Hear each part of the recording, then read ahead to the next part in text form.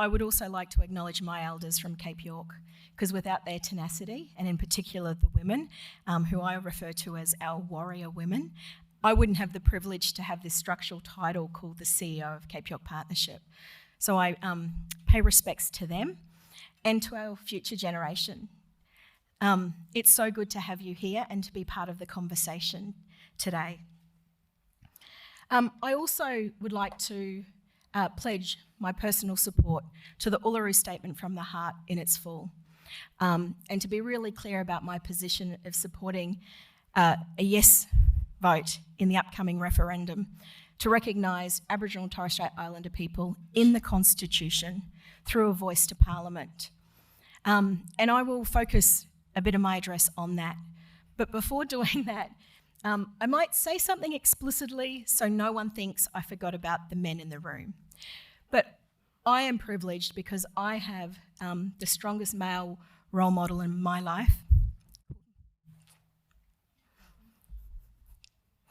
who is my father, who I'm proud to say is both Aboriginal and Torres Strait Island, and has brought me up knowing exactly who I am in my heart and my identity, and grounding me in that way. So absolutely, I have had, and I've been privileged, because I know we all don't have this, but I've been privileged to have strong male mentors, role models who've supported my career.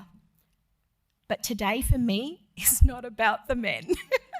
So that's it. I'm not talking about them anymore, and I don't want to even pretend to make excuses. But sometimes it's important to explicitly say it, because it's not about not acknowledging that. And I see lots of you in this room, and we need you to be in this room. We need you to be supporting our conversations, our work, and at that leadership role. So I wanted to be really clear about that, but now that's done. It's all about celebrating women. As a First Nations woman, as a woman, as somebody who has a title of CEO of an Indigenous organisation, I really want to acknowledge the amazing, when I look out, I'm like looking from one side to the other, absolutely community-controlled Indigenous leadership, community-controlled organisations, and just the First Nations leadership that's in this room. I am, because I want a visual of this if somebody can capture it, going to ask every First Nations woman, who to me is a leader just because of those two things, and my lived experience of that, to stand, please. I actually do know most of your names, so I'll call this out if we need to.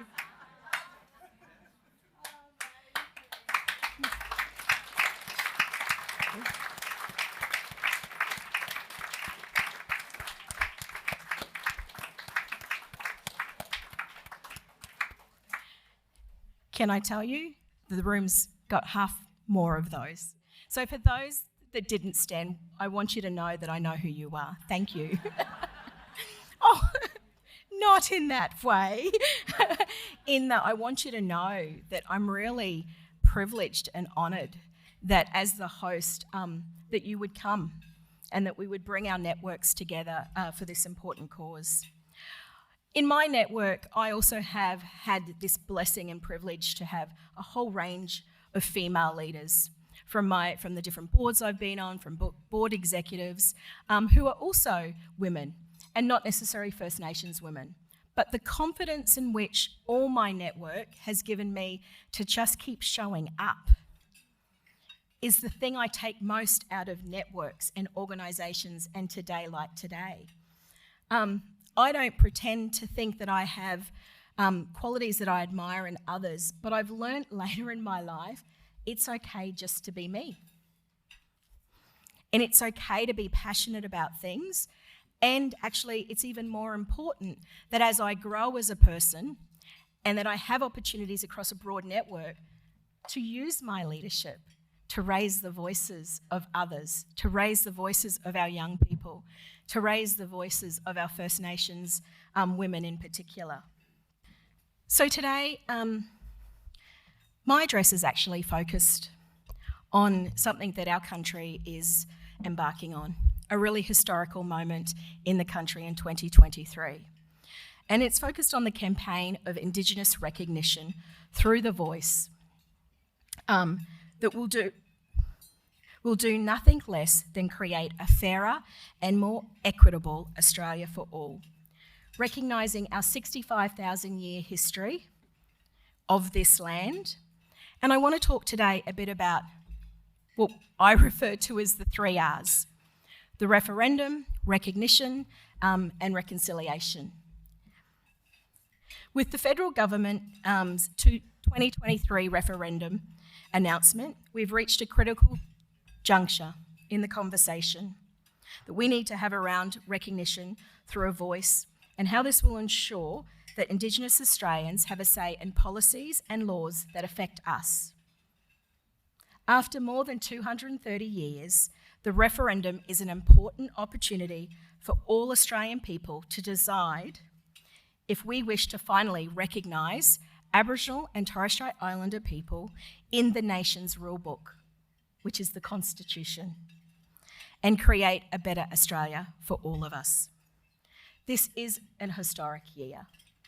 It's personal for me because I want it to be different for the next generation. My son on Monday turned 4, and I think about him, and I think about him not having to question his identity, his place, and that he will have every opportunity that every other Australian child has in this country. That's the country, that's the Australia, this great country that I want to be a part of. But it's also important to talk about the hard things sometimes, because that's not his reality destined as we speak today.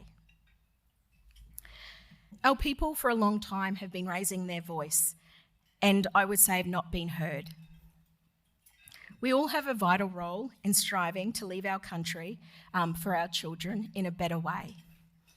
It's important that we all understand why do we have these conversations? Why do we have Cairns business community, corporate, Aboriginal-controlled organisations, government? Why are you all in the room?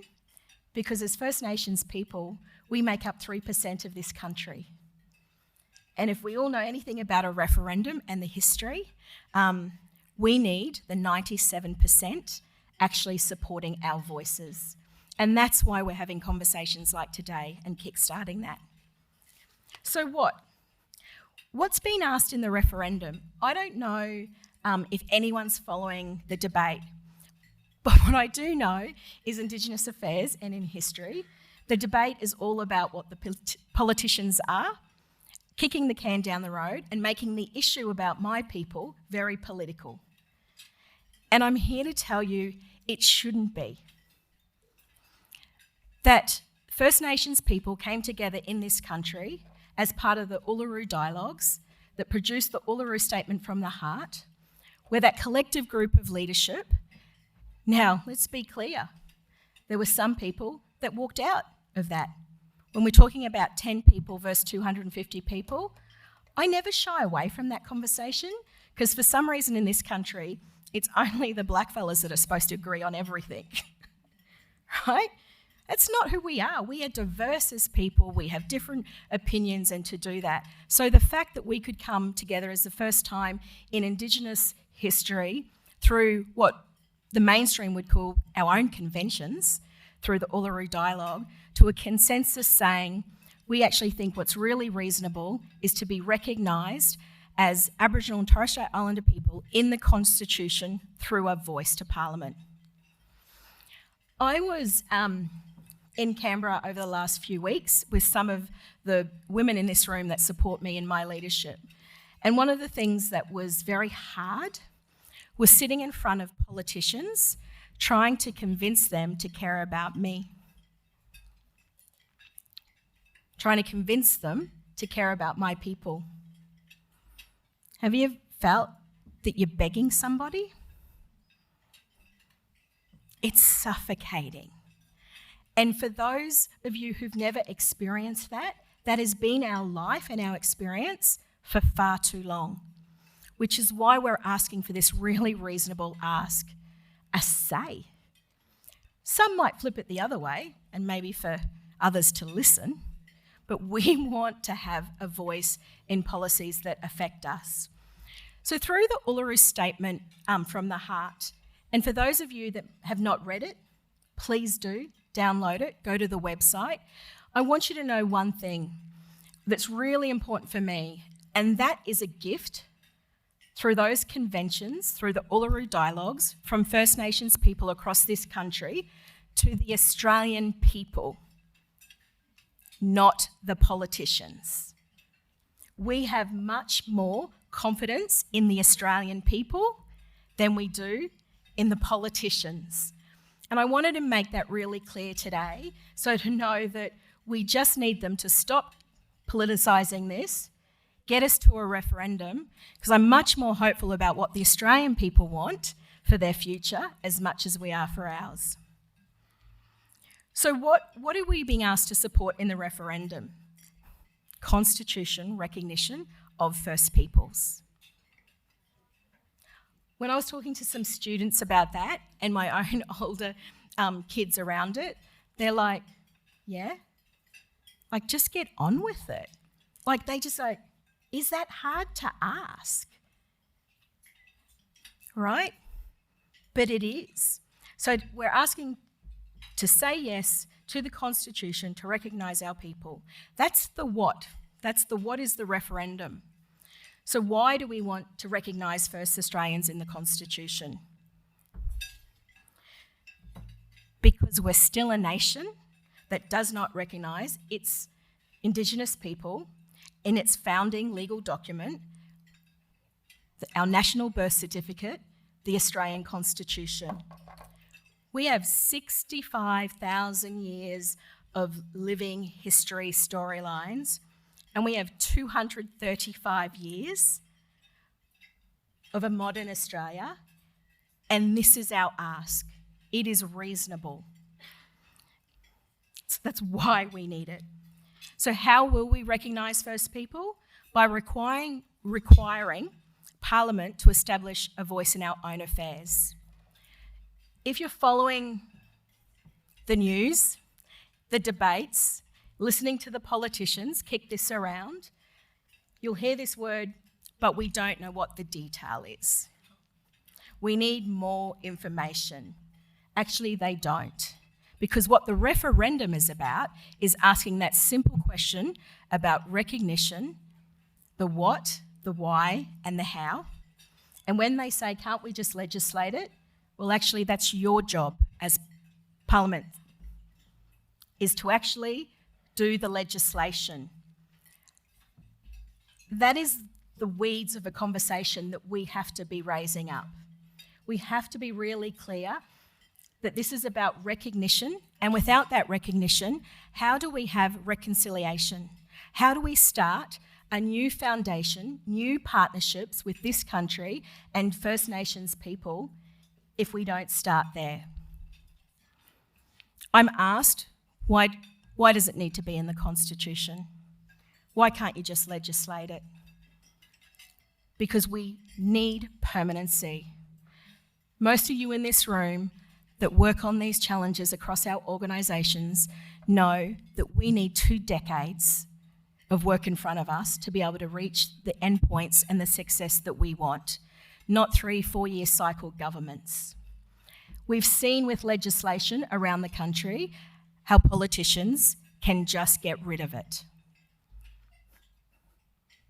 History after history. We need a surety that in what form that the Parliament decides through legislation, they can't just get rid of the voice. I'm personally asking everyone here today, if you don't know, haven't heard this conversation, please feel free to reach out. Happy to really work through that to do it. We need the conversations to be having in this community. Right now, across this community, we talk about it. I have to listen to radio interviews as everyone else does. And there's this debate about no one's talked to me. First Nations people aren't talking to me that they want a referendum or about constitution. Again, let's stop the politics. I say, my people from Cape York, might not be talking about a referendum. They might not be talking about constitution recognition. Not those words, but they have for decades been talking about we need our voices heard, we need local voices to affect the change on the ground that we need to, that links to a national voice so that we can actually move forward. If you asked First Nations peoples and community, do you want greater influence and say? There's not one person I know that would say no. That's what this is about. It's how do we have a platform. So I'm leaning into the leadership of our community and our organisations to say, are you prepared to look at the Uluru Statement from the heart? Are you prepared to support it in its full? And the reason why I say that is recognition is just one part of that. The voice is one part of that. There's truth-telling, there's treaty, but it's the start of a journey. And the reason I refer to the Uluru Statement from the heart is it's so unpolitical. It's words from mob to the Australian people saying we want to connect our heart to your heart. And can you support what it is that we desire for ourselves in this country? I've travelled the world. I've worked with a whole range of things. I know how privileged we are to be in this country. I also have lived experience of knowing how suffocating it is to be a First Nations person and a First Nations woman in this country. And without majority of you in this room, it could be easy sometimes to give up or to walk away.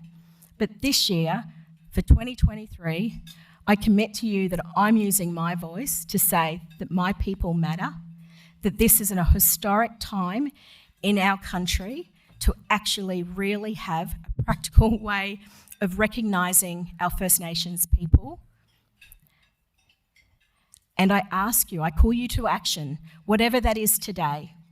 But can you have this conversation in your workplaces, in your family lives? If you want to start to have dialogues, reach out to us at Cape York Partnership and we'll help. We'll come and talk. We'll do a Q&A. We'll provide fact sheets. Now, be really clear.